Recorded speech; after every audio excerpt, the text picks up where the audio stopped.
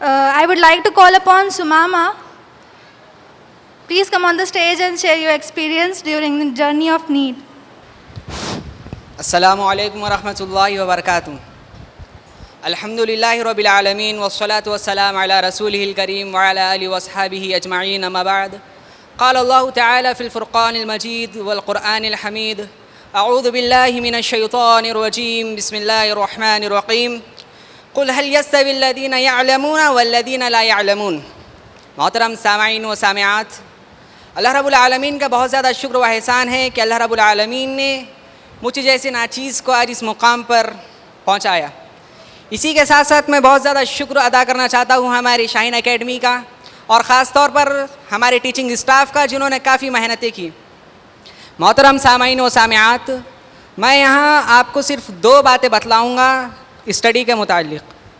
سب سے پہلی بات تو یہ ہے کہ آپ جو اسٹڈی کرتے ہیں، آپ کو معلوم ہونا چاہیے کہ آپ جو اسٹڈی کر رہے ہیں اس کے اندر آپ کو سب سے پہلے اللہ رب العالمین کی عبادتوں کو پریورٹی دینی چاہیے.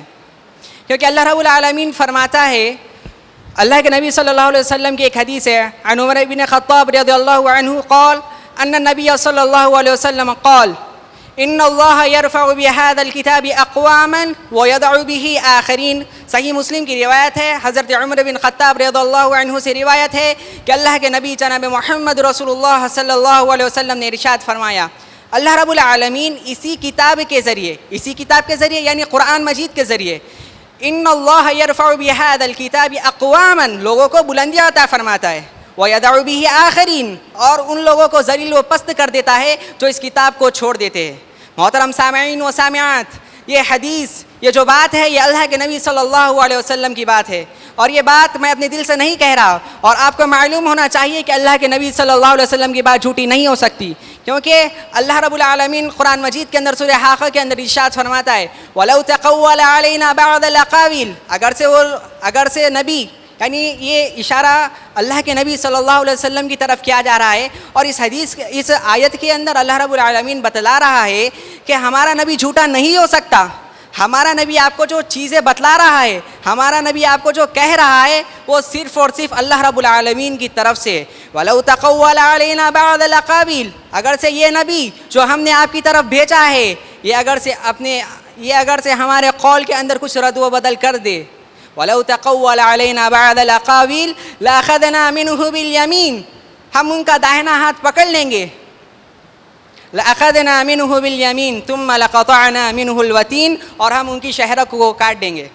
یعنی میرے بھائی اور بہنوں، ہمیں اس آیت کے اندر سے، اور میں نے آپ کے سامنے جو حدیث پیش کی ہے، ہمیں یہ بات معلوم ہونی چاہیے. ہم تو اسٹڈی کرتے ہیں، بہت زیادہ اسٹڈی کرتے ہیں، 6 8 12 گھنٹے تک اسٹڈی کرتے ہیں، لیکن ہم یہ نہیں سوچتے کہ ہم جو اسٹڈی کر رہے ہیں اس کے اندر ہمیں 1 گھنٹہ 1.5 گھنٹہ قرآن مجید کی تلاوت کو دینا چاہیے. الحمدللہ یہ بات تو میں کہہ سکتا ہوں کہ شاہین اکیڈمی ناندیڑ کے اندر میں نے یہ بات آبزرو کی ہے کہ 5 وقتہ نمازوں کی پابندی ہمیں یہاں پر 5 وقتہ نمازوں کی پابندی کی عادت دلائی جاتی ہے.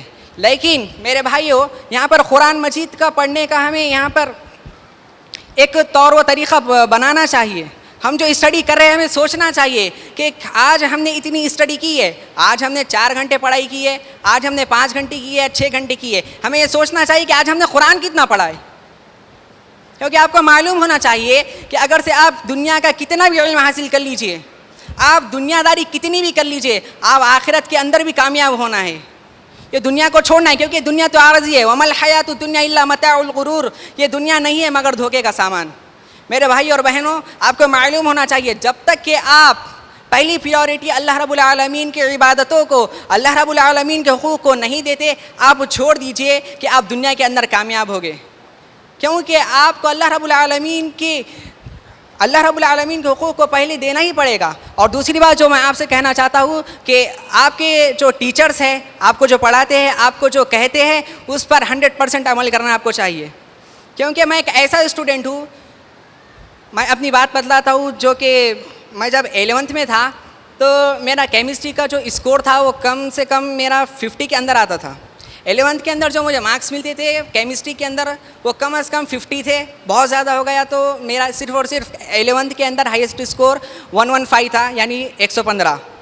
لیکن جب سے الحمدللہ ایک ہے سر یعنی عبد القدیر سر نے آ کر مجھے ہمت دلائی کہ نہیں آپ کر سکتے ہیں, آپ فرسٹ اٹیمپٹ کے اندر آپ نکال سکتے ہیں. الحمدللہ آج عبد القدیر سر کی محنت سے آج میں نے کیمسٹری کے اندر 150 مارکس اسکور کیے ہیں, اور میں اس کا تہ دل سے شکریہ ادا کرنا چاہتا ہوں. اس کے بعد میں شکریہ ادا کرنا چاہتا ہوں ہمارے فزکس کی فیکلٹی کے ظفر سر اور عاطف سر, جنہوں نے کافی محنتوں سے مجھے بہت زیادہ مشورے دیتے تھے, لیکن میں معافی چاہتا ہوں سر سے کہ میں نے آپ کی بات پر اتنا عمل نہیں کیا اور فزکس کے اندر مجھے اتنے اچھے مارکس نہیں ہیں. میں معافی چاہتا ہوں, لیکن میں شکریہ بھی ادا کرنا چاہتا ہوں ہمارے سر کا, جنہوں نے کافی محنتوں سے مجھے اس مقام پر پہنچانے کے لیے کوشش کی.